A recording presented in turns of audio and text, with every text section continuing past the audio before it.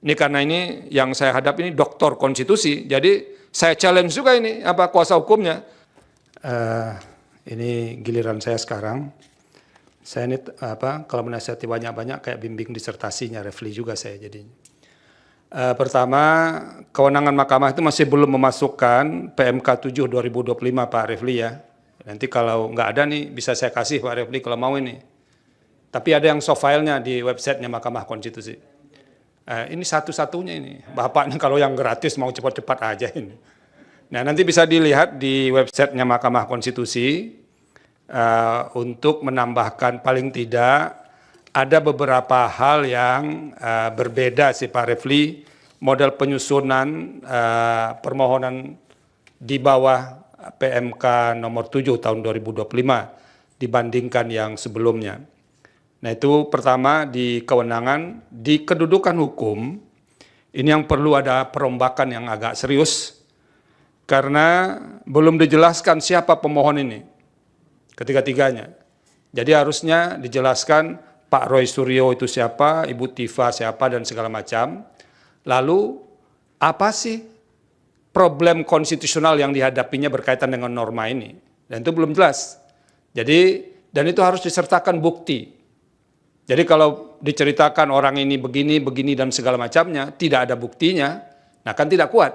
Kan kami tidak bisa membenarkan sesuatu yang tidak dibuktikan. Oleh karena itu, jelaskan kalau tadi dikatakan orang ini disangkakan dengan menggunakan pasal ini, itu penetapan sebagai tersangkanya dijadikan sebagai bukti untuk masing-masing pemohon ini. Nah baru setelah itu Pak Refli jelaskan apa hubungan kausal antara peristiwa yang terjadi untuk menjelaskan kasus konkretnya itu dengan berlakunya norma itu yang dimohonkan pengujian itu. Sehingga nanti memenuhi prinsip kausal verban. Jadi ada hubungan sebab akibat antara berlakunya norma yang dimohonkan pengujian dengan kerugian atau setidak-tidaknya anggapan kerugian hak konstitusional yang dialami oleh pemohon. Dan itu sama sekali belum ada di legal standing atau kedudukan hukum pemohon. Jadi baru hanya sebatas menyebutkan pasal-pasal, lalu tidak ada elaborasi apa kaitannya pasal ini dengan ketiga pemohon ini untuk membuktikan kausal verbannya. Tadi lisan dijelaskan Pak Refli, jadi kalau lisan kan tidak bisa kita nilai ini Pak Refli, jadi harus dicantumkan di sini. Dan itu yang harus ditambahkan. Nanti kan Pak Salman juga nanti akan banyak mengerjakannya ini.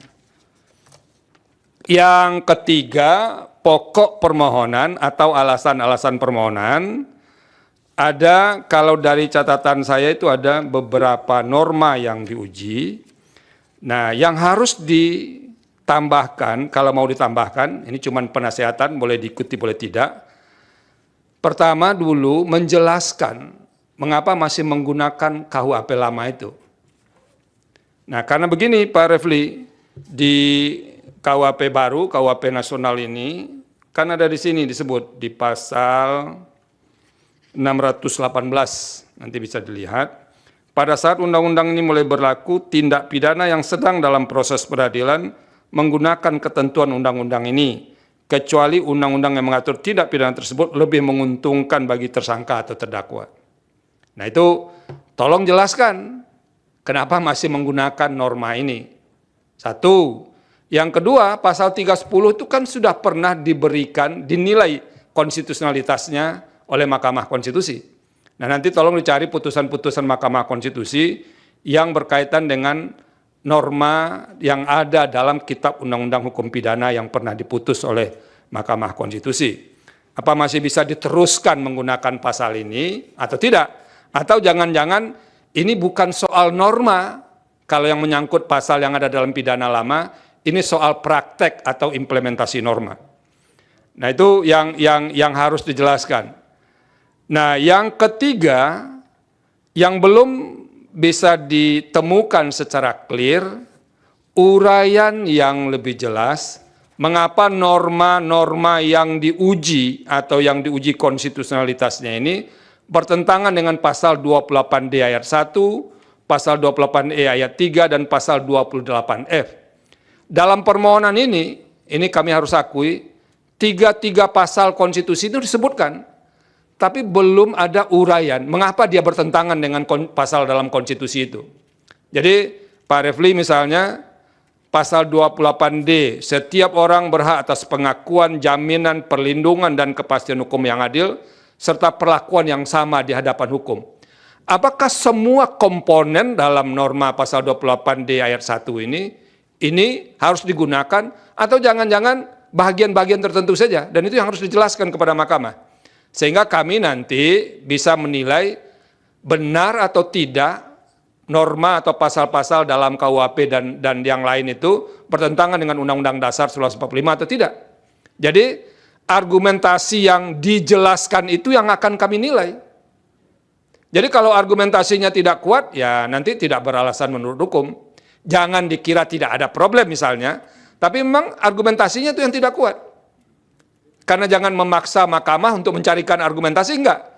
Pekerjaan kami adalah menilai argumentasi yang diajukan oleh pemohon, mengapa ini bertentangan dengan Undang-Undang Dasar 1945. Dan dari norma-norma itu sebetulnya hanya baru menempelkan pasal konstitusi, belum menguraikan pertentangan itu. Ini karena ini yang saya hadapi ini doktor konstitusi, jadi saya challenge juga ini kuasa hukumnya untuk menjelaskan ini kenapa dia dikatakan bertentangan, Pak Refli. Nah itu tolong nanti dijelaskan karena yang beberapanya itu sudah pernah diputus oleh Mahkamah Konstitusi. Dan terakhir ini perlu disampaikan kepada pemohon, ini di petitum nomor 8 ya. Itu kalau dilihat awalnya kan ada ayat 1, ada ayat 2. Lalu ada ayat 3 di halaman berikutnya yang tidak ada nomor halamannya itu.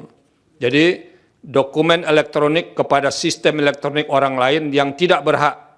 .3. Nah saya ini jadi heran, 3 ini kemana sangkutannya ini Pak Refli? Ya kan? Apakah ini salah ketik atau bagaimana? Karena tidak ada poin angka 3 itu. Karena di poin berikutnya hanya ada 1 dan 2. Berarti angka 3 ini tidak ada. Nah itu tolong diperhatikan. Yang kedua, masih berkaitan dengan petitum ini, saya menyarankan supaya karena ada 2 norma di sini, dipisah saja Pak Refli.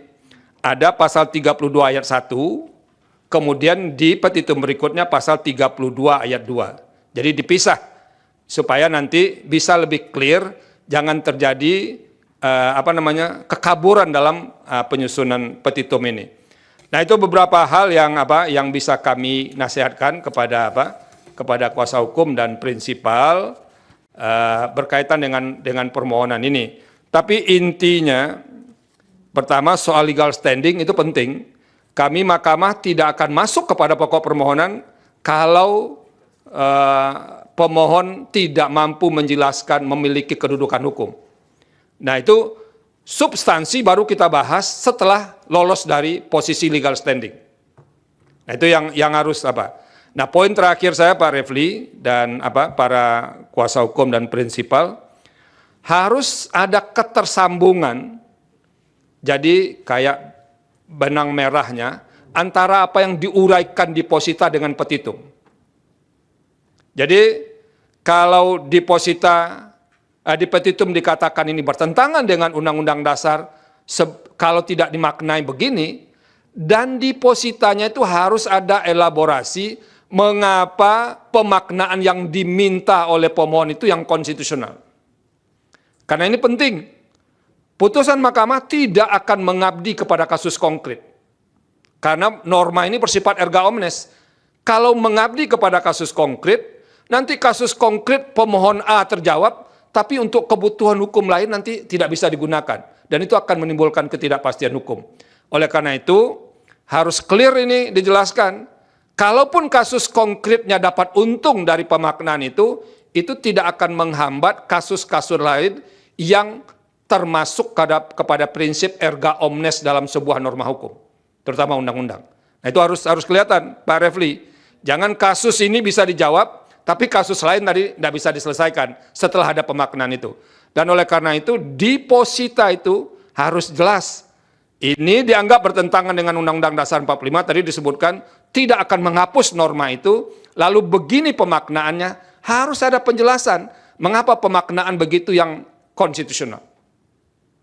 Nah itu yang perlu disampaikan, biar para kuasa hukum yang sangat terkenal dalam ruangan ini bisa bekerja lebih keras juga. Pak Refli ya, sudah lama nggak ketemu soalnya dengan beliau yang satu ini.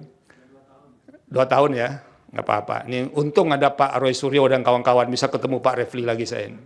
Download Tribun X sekarang. Menghadirkan lokal menjadi Indonesia.